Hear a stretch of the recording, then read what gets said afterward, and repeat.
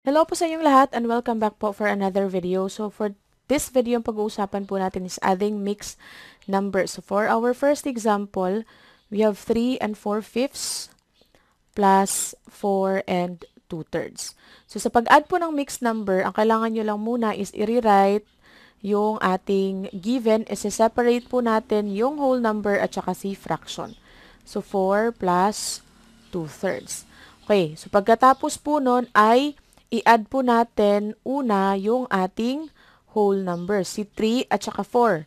So for this example, si 3 and 4 yung ating whole number. So i-add muna natin siya, 3 plus 4, that's 7. Okay. Then pagkatapos, i-copy natin yung ating mga fractions. Okay. And then, as you can see po, different po or unlike po ang ating denominator. So, hindi po natin siya ma-add directly yung ating mga fraction. Kailangan po natin kunin yung kanyang common denominator para ma-add po natin yung ating fraction. So, yung common denominator po ng 5 at saka 3, yan, kung kukunin natin yung ating common denominator dyan is 5, tapos 10 and 15.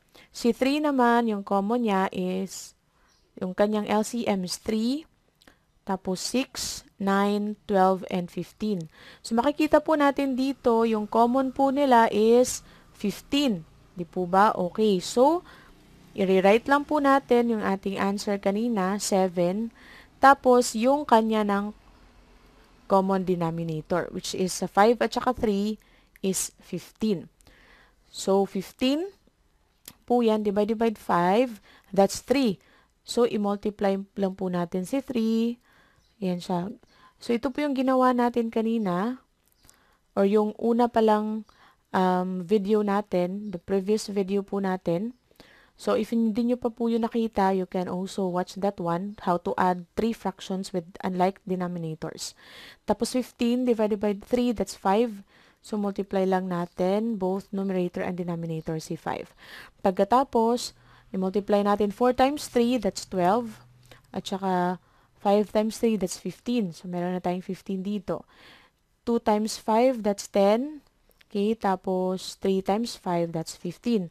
So, meron na po tayong 15 po dyan. Ngayon, makikita nyo, same na po yung ating denominator. So, pwede na po natin yung i-add together. So, magiging 22 over 15 po yan. Or, you can rewrite 7 and 22 over 15. But 22 over 15 po is a improper fraction. So, we have to express improper fraction to mixed fraction. So, let's just rewrite 22 over 15. So, 22 divide 15, it's 1. So, meron po tayong remainder na 7. 22 minus 15, so that's 7 over 15. So, ito po ang ating mixed fraction. No? Then, let's go to our answer. Yung 7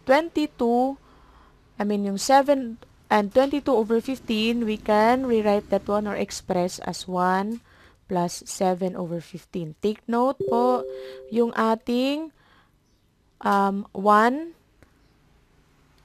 plus 7 over 15, galing po yan sa 22 over 15. So, i-add lang po natin yung 7 plus 1, so magiging 8 po yan. Then, 7 over 15, or our final answer is 8 and 7 over 15. So, ganun lang po. Let's have our second example. So, yung second example po natin is 5 and 1/4 plus 6 and 1/2. So, yung first natin na gagawin is i-separate natin siya. We will rewrite that one. Yan, 6 plus 1/2. Then, you have to add the whole number first. Okay, yan, so 5 plus 6, that's 11. Tapos, i-rewrite nyo lang po yung fraction. Kasi yung fraction, they have unlike denominator. So, kailangan nyo pa pong kunin yung, or determine yung kanyang common denominator. So, for 4, let's have 4 and 8. Dito naman sa 2, 2 and 4.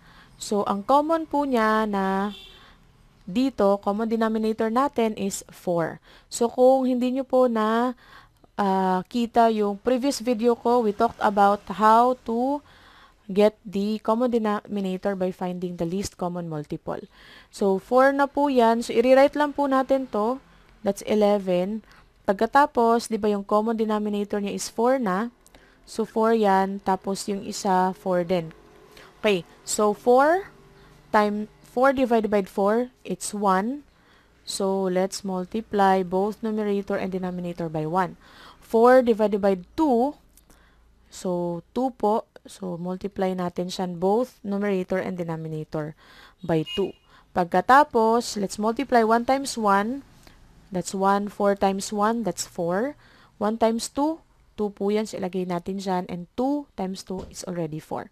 So, makikita nyo po, same na po ang ating denominator.